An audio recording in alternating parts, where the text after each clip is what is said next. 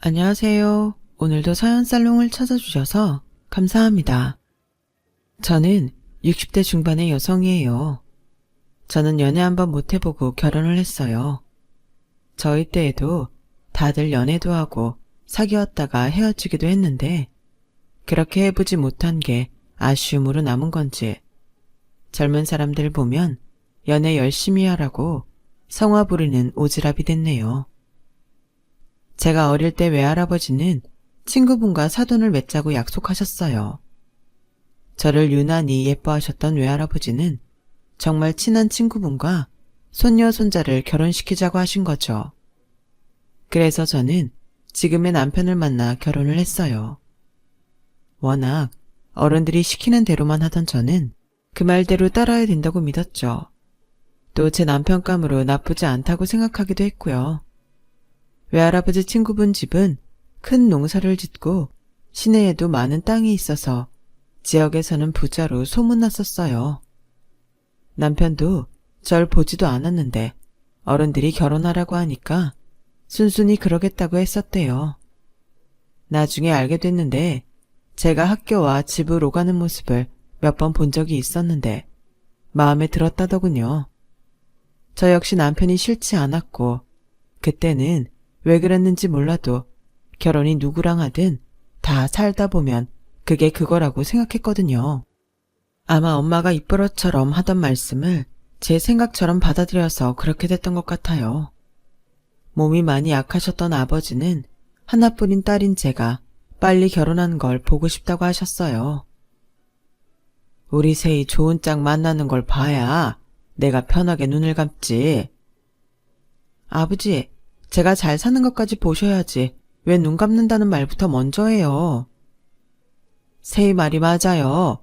당신 이제 세희 결혼 날짜도 잡혔으니 더 건강해질 생각만 하고 있어요.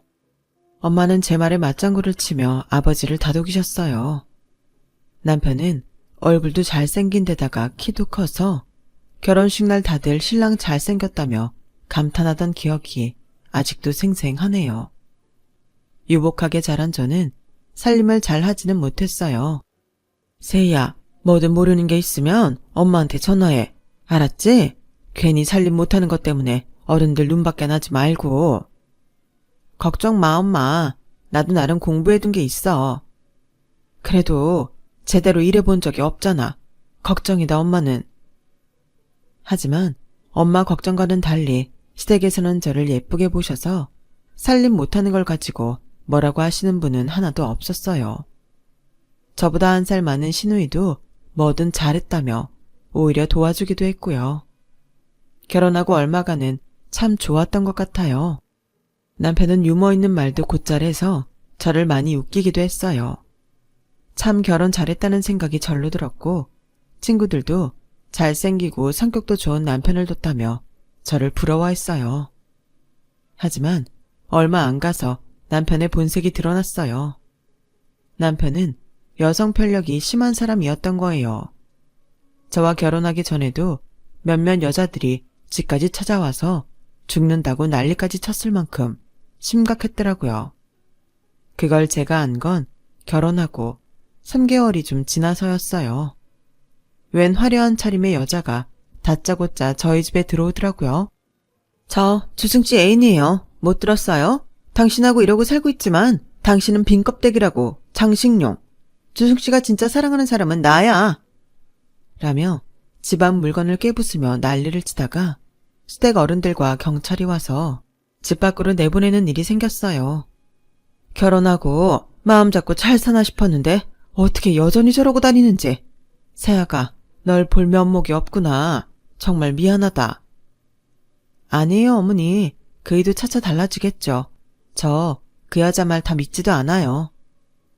정말 저는 그 여자 말을 믿지 않았어요. 남편도 저한테 예전에 만났던 여자인데 이럴 줄 몰랐다며 몇 번이고 사과를 했고요. 진짜 미안해 여보. 내가 분명히 헤어지자고 했고 그 여자도 알겠다고 하고 정리된 줄 알았는데 다시는 이런 일 없게 할게. 알았어. 이번 일은 나도 없던 걸로 할게. 대신 당신이 말한 것처럼 앞으로 이런 일 다시는 없게 해줘. 저는 남편한테 단단히 약속을 받아냈어요. 약속대로 남편은 한동안 여자 문제는 일으키지 않았어요. 오빠가 새언니가 정말 좋긴 좋나 봐요. 오빠가 마음 잡은 것 같아 다행이네요. 라며 신우이는 남편이 저를 좋아한다는 이야기를 은근히 많이 하곤 했어요. 하지만 그즈음 저는 혼자 소가리를 하는 게 생겼어요. 남편이 점점 저에게 막말을 하기 시작했거든요. 이게 저게 이런 식으로 부르는 건 예사였고 멍청하다, 재수가 없다 등 점점 더 말이 심해지고 있었어요. 그래도 눈에 보이는 여자 문제는 일으키지 않으니 그것만으로도 다행이라고 순진하게 생각했어요. 하루는 시어머니가 저희 집에 오셨다가 남편이 저한테 막말하는 걸 들으셨어요. 뭐라는 거야 저게? 지까짓 게 뭔데 저 지랄이야?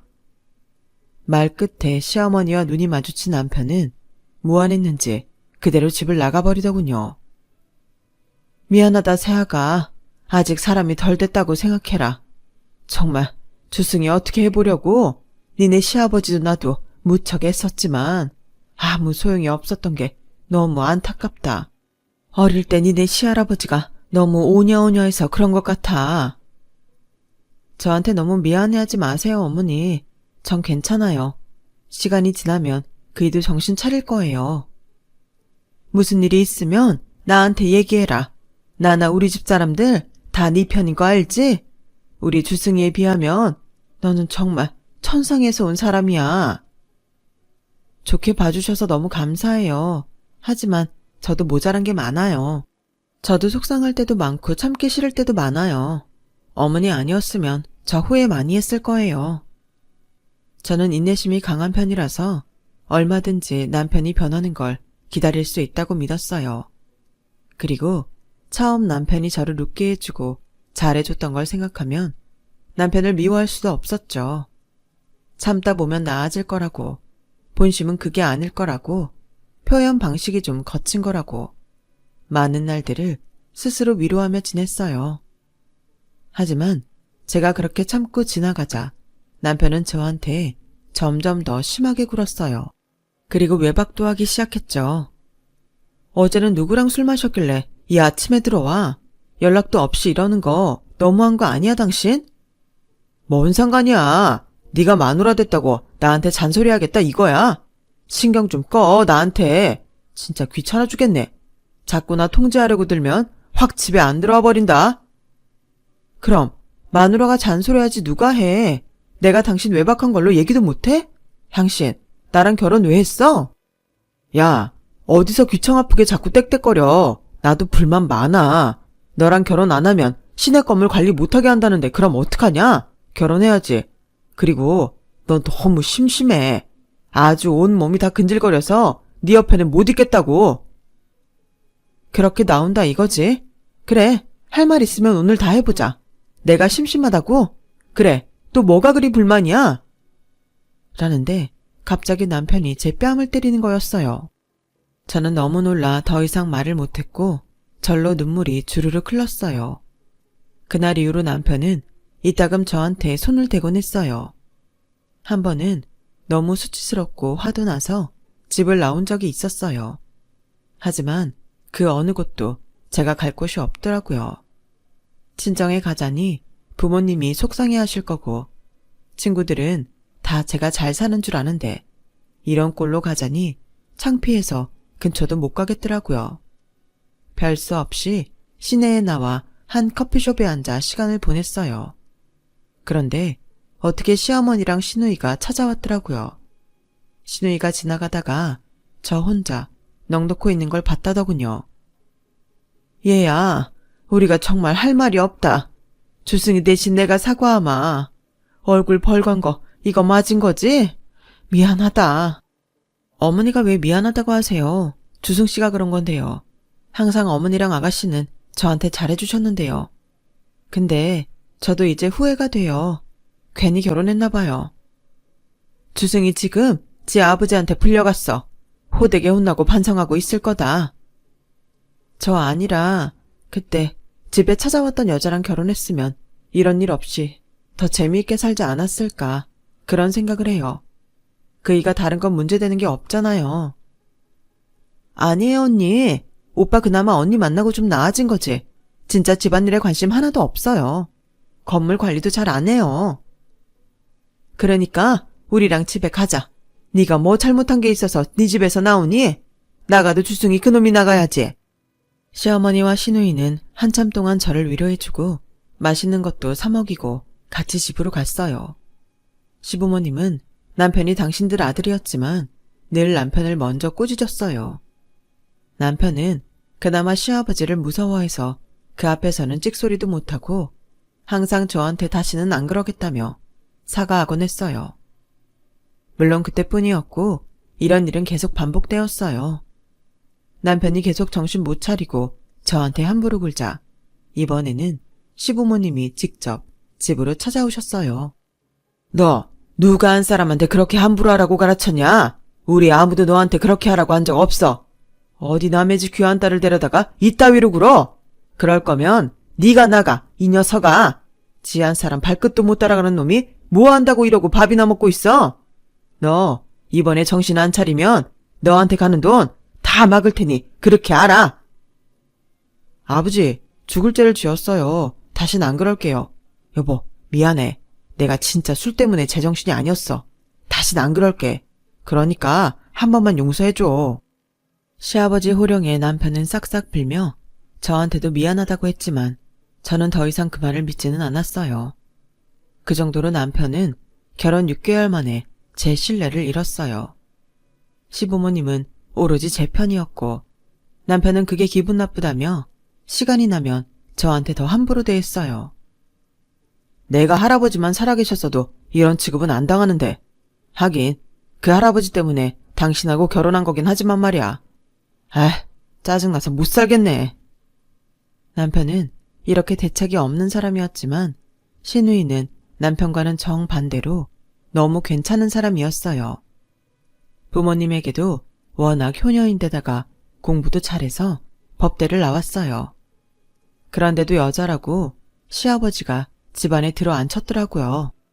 아버님, 제가 이런 말씀 드리기 뭐하지만 아가씨 정말 똑똑하잖아요.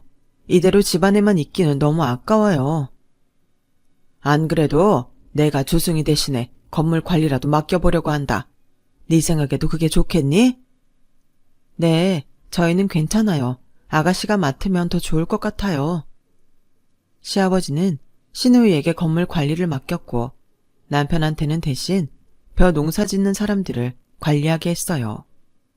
시누이는 기대 이상으로 일을 잘했어요. 시부모님은 아예 시누이 보고 사는 게 낙이라고 할 정도가 됐고요. 시누이도 시부모님만큼이나 저만 보면 미안해했어요. 언니가 저희 집에 와서 고생만 하네요. 어른들은 왜 그런 시대에 안 맞는 약속을 하셨나 몰라요. 오빠가 정신 못 차리고 계속 언니 힘들게 해서 어떡해요. 제가 남편 복은 없고 시댁복만 있어서 그런가 봐요.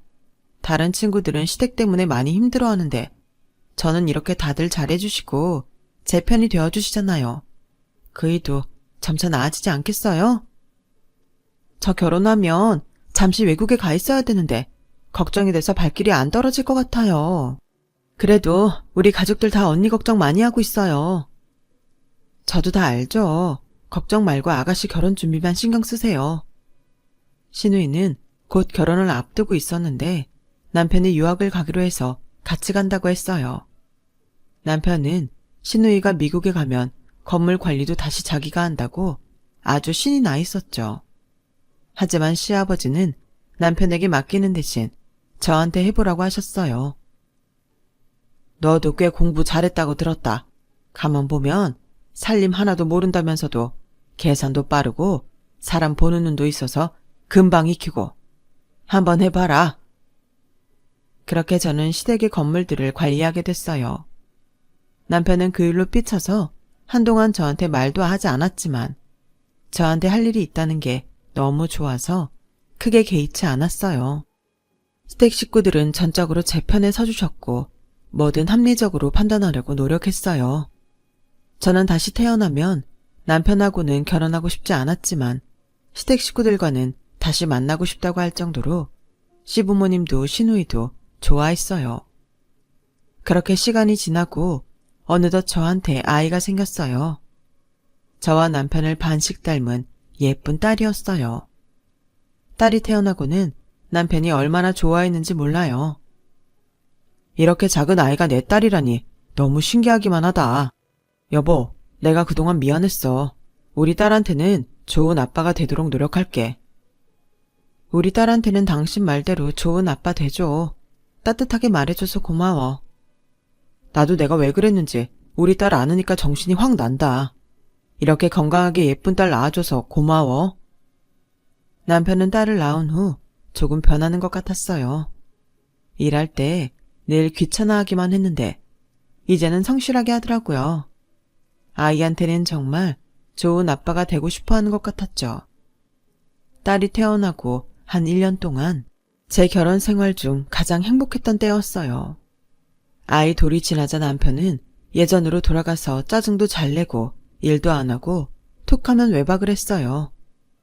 아이가 태어나고 변하는 것 같을 때만 해도 희망을 가졌는데 남편이 다시 전과 같은 모습을 보이자 저는 더는 아무것도 기대하지 않게 됐어요. 그즈음 남편은 툭 하면 불평을 해댔어요. 아, 진짜 못해먹겠네. 왜 이렇게 나한테 안 맞는 일만 하라는 거야? 엄마는 아버지 꼬셔서 나한테 미리 재산 땡겨주라는 말도 못하나? 그러면 내 사업이라도 할 텐데 나한테 아무것도 안 주니 뭘 할 수가 없잖아. 당신 아버지한테 말 좀 해봐. 아버지가 당신이라면 껌뻑 죽잖아. 나도 혜연이 크면 번듯한 사장자리 갖고 있는 게 좋잖아. 그래도 나도 나름 아빠인데 뭐 하나 번듯하게 꾸려나가야 하지 않겠어? 난 농사 관리나 하고 이런 거랑 안 맞는다니까. 일하는 게 어떻게 다 내가 원하는 대로 입맛에 맞겠어. 당신도 싫은 거 좀 극복할 줄 알아야지. 이걸 이겨내지 못하는데 다른 사업한다고 잘 되겠어? 아버님이 맡기신 거라도 잘해봐. 야, 네가 나에 대해 뭘 안다고 그래. 도와줄 거 아니면 쓸데없는 소리나 하지 마. 짜증나 죽겠네. 내가 너였으면 무슨 수를 써서라도 재산 받아내겠다. 그게 너한테도 더 좋은 거 아니야? 아버지 밑에서 시키는 대로만 하며 사는 게 그렇게 좋냐? 하여간 나랑은 기질이 안 맞아. 배포가 작아. 남편은 얼마 안 가서 다시 술을 퍼마셨고 집에 와서도 소리를 지르며 패악을 부렸어요. 아이가 자다가 깨서 우는데도 상관하지 않더라고요.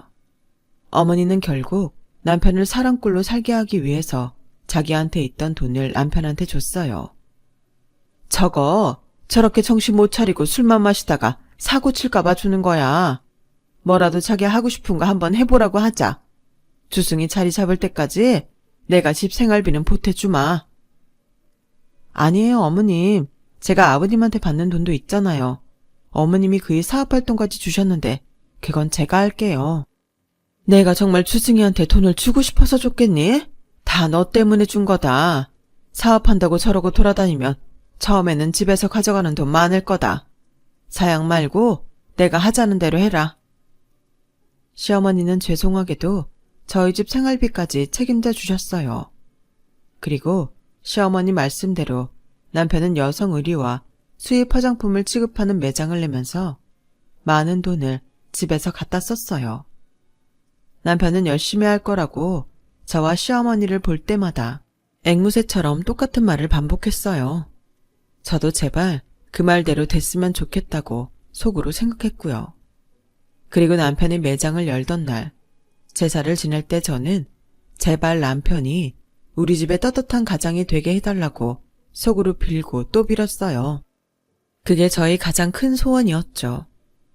엄마가 그러더라. 너 때문에 돈 해줬다고. 네가 나한테 도움이 될 때도 다 있네. 아무튼 고맙다. 됐으니까 잘해봐. 어머님 실망시키지 말아야 돼. 당신이 잘할 수 있다고 했으니까 정말 이 악물고 해봐. 걱정 마. 이건 너보다 내가 더 잘하는 일이야. 난 진작에 이런 걸 했어야 된다니까. 세희야, 넌 앞으로 딴 거 생각하지 말고 내 내조나 잘해. 알았지? 매장을 내고 남편은 신이 나서 매일 일찍 일어나 출근을 했어요. 얼마간은 장사도 잘 돼서 시부모님한테도 부끄럽지 않더라고요. 주승이 저 녀석이 이제야 풀리려나 보다. 그동안 네가 고생이 참 많았다. 아니에요, 아버님. 아버님이 걱정 많이 하셨는데 저도 이제 아버님 어머님 뵐 면목이 서네요.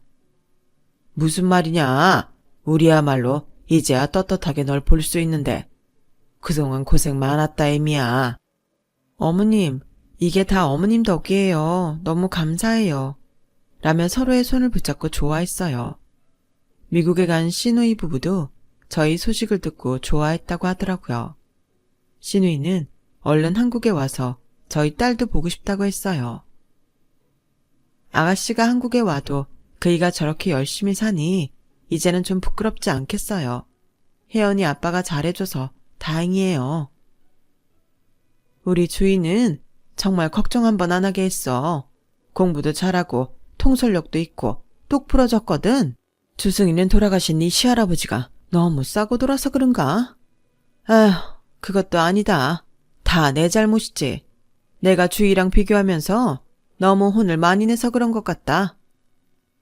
자식이 잘못하면 혼을 내기도 하는 거죠. 그런 어머니 마음은 좋으셨겠어요. 혜연이 아빠 앞으로 잘할 테니 어머니도 걱정 마세요. 그렇게 점점 집안이 자리가 잡힐 즈음 갑작스러운 불행이 닥쳤어요.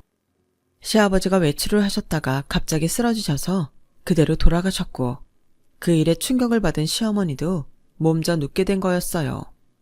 시어머니는 갑자기 거동도 못하시고 대소변도 받아내야 했어요. 그때 남편은 매장이 바빠져서 새로 직원을 뽑아 한참 정신이 없을 때였어요.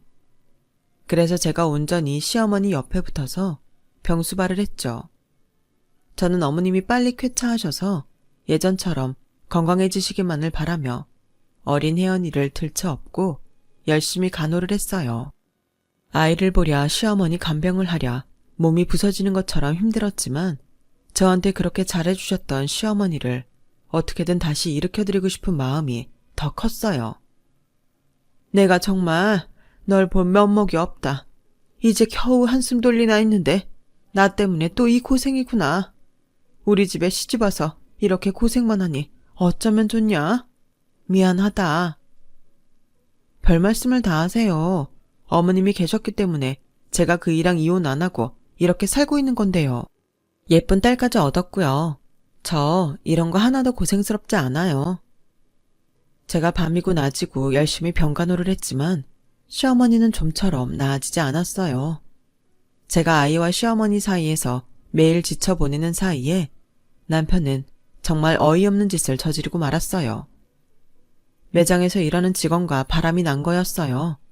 그것도 저희 건물에서 쌀가게를 하는 아줌마한테 들켜서 완전히 동네 망신 다 당하고 저한테까지 알려진 거였고요.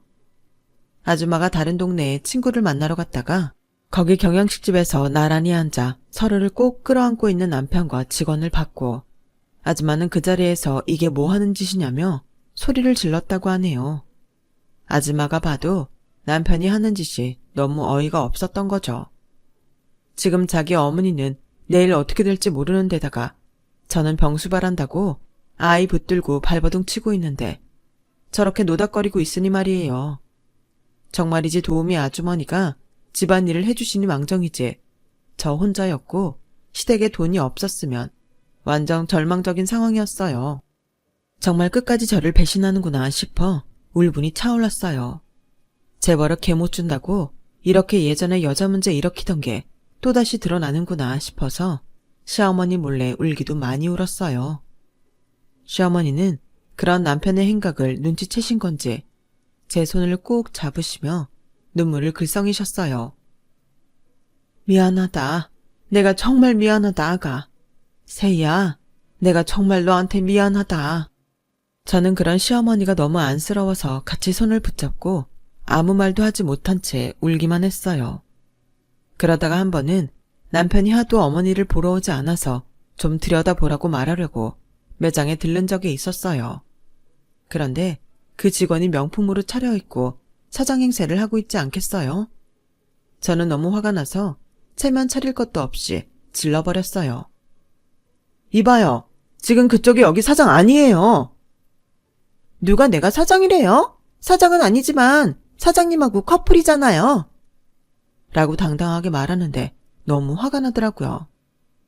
뭐야? 너 지금 말 다 했어? 사모님은 그 안방 차지했으면 됐잖아요. 그러니까 집안에 짜져 있으라고요. 밖에서는 내가 알아서 할 테니까요. 사업은 우리가 한다고요. 야, 뭐가 어째?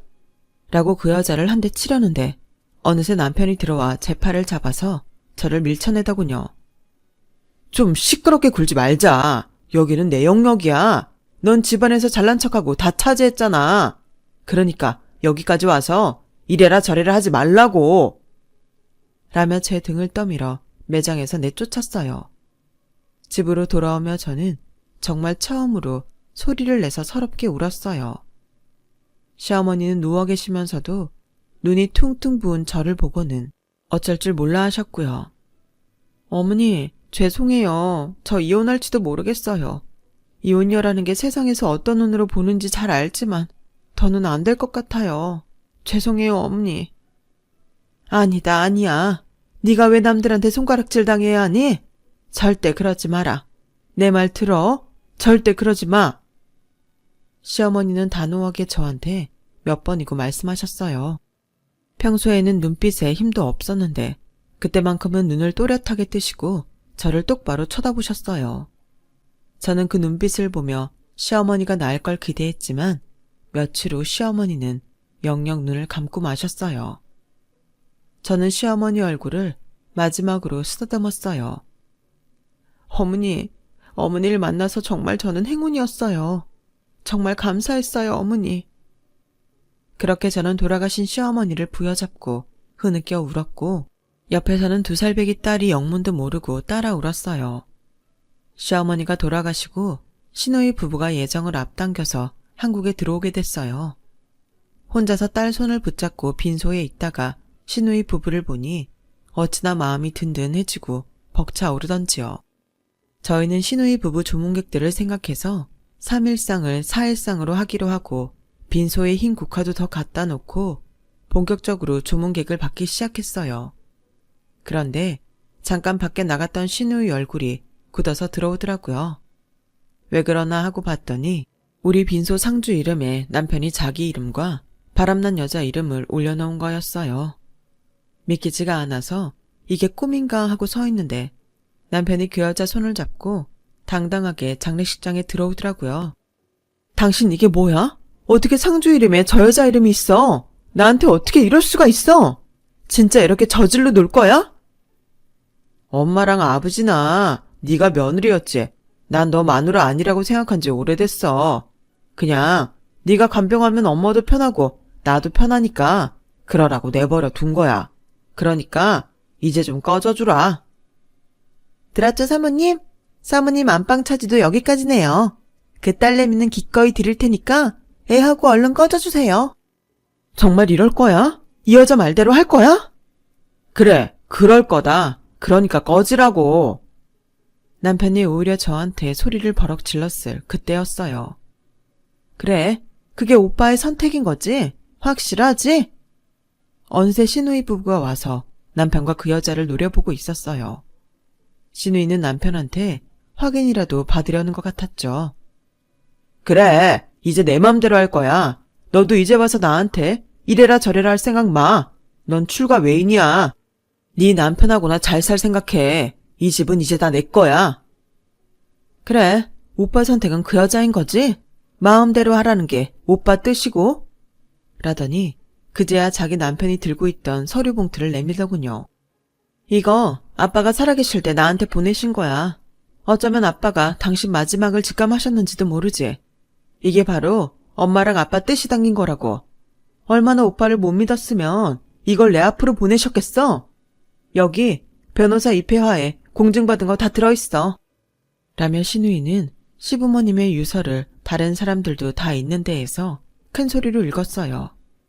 시부모님은 재산의 반을 시누이에게 주고 나머지 반을 저와 딸에게 준다고 하셨어요. 박주승이 자기 처와 딸을 돌보지 않겠다고 할 시에는 아무것도 받을 수 없음을 확실히 해둔다. 시누이가 마지막까지 읽자 남편의 안색이 새파래졌어요. 남편 옆에 있던 여자도 완전히 얼이 빠진 표정이 됐고요. 오빠, 이게 어떻게 된 거야? 재산 다 오빠 거라며. 근데 아니잖아. 뭐야, 오빠 거지야? 우리 매장 빚이 얼만데? 저는 그제야 남편 매장에 빚이 있다는 걸 알았어요. 주희 너 거짓말이지? 그럴 리 없어. 아무리 그래도 내가 아들인데 어떻게 나한테 한 푼도 안 남길 수 있어? 거짓말 마.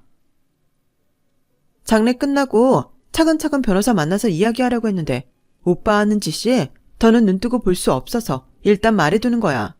나중에 변호사한테 물어봐. 거짓말인지 아닌지. 신우이는 남편한테 따끔하게 말하고는 여자한테도 아주 끼리끼리 만난 것 같은데 돈 없어도 죽고 못 살 수 있죠? 어디 한번 잘해보세요. 라고 하자 여자는 입술을 깨물며 뭔가 생각하는 눈치더니 곧 자기는 이 사태를 어떻게 할지 궁리 좀 해보겠다며 남편을 뿌리치고 장례식장을 나갔어요.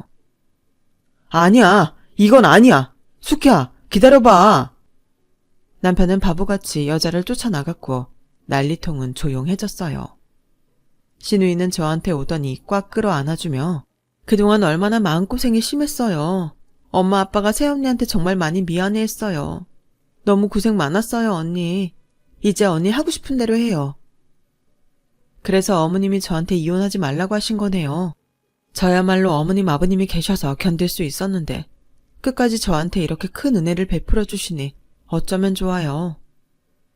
언니, 우리 없는 동안 엄마 아빠 지켜줘서 고마워요.